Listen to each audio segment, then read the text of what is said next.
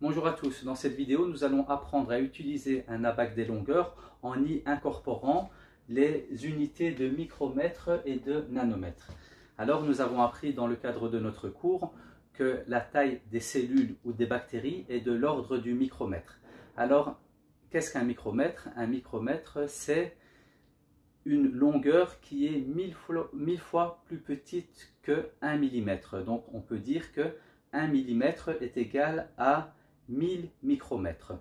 Alors comment faire pour placer les micromètres au niveau ici de notre abac? Alors il suffit de noter 1 au niveau des unités des millimètres. Et comme on sait que 1 mm est égal à 1000 micromètres, il suffit d'ajouter 3 zéros. Et au niveau du troisième zéro, on va mettre la grandeur des micromètres. Donc, micromètre, ici la première lettre c'est la lettre mu, qui est une lettre grecque et que l'on utilise pour noter la grandeur des micromètres. Nous pouvons donc dire qu'un micromètre, c'est 1000 fois plus petit qu'un millimètre. Maintenant, nous allons parler des nanomètres.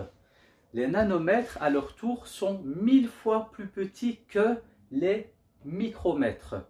Et les organismes qui ont une taille de l'ordre du nanomètre sont les virus, par exemple.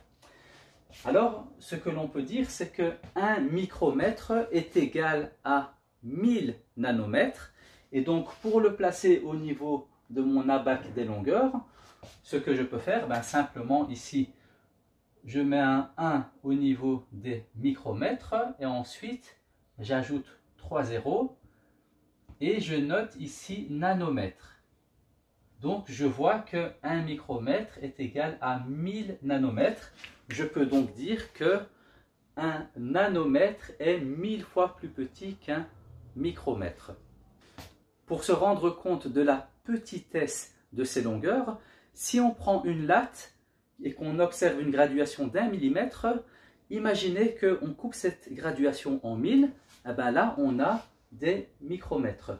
Et si on prend ce micromètre et qu'on le coupe encore en 1000, on se retrouve avec des nanomètres.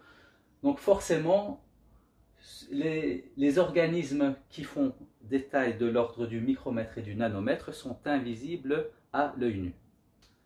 Voici notre première série d'exercices. On nous demande de convertir 1030 nanomètres en micromètres.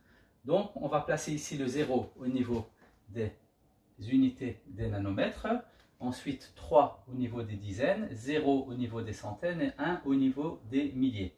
Et donc, ça nous fait en micromètres 1,030 micromètres. Donc, 1,03 micromètres. Deuxième exercice, 12,9 micromètres. Donc on va mettre le 2 au niveau des unités des micromètres, donc ici. Ensuite on va mettre le 1 au niveau des dizaines. Et puis ici on va mettre virgule 9. Et on nous demande de convertir ça en nanomètres. Donc on va ajouter des zéros jusqu'au nanomètre. Et ça nous fait, donc ici en enlevant la virgule, ça nous fait 12 900 nanomètres.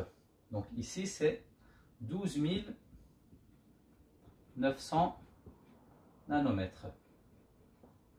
Troisième exercice, 102 micromètres que l'on va convertir en nanomètres. Donc 102 micromètres, on va d'abord commencer par le chiffre des unités. Le 2 que l'on va mettre au niveau de la colonne des micromètres.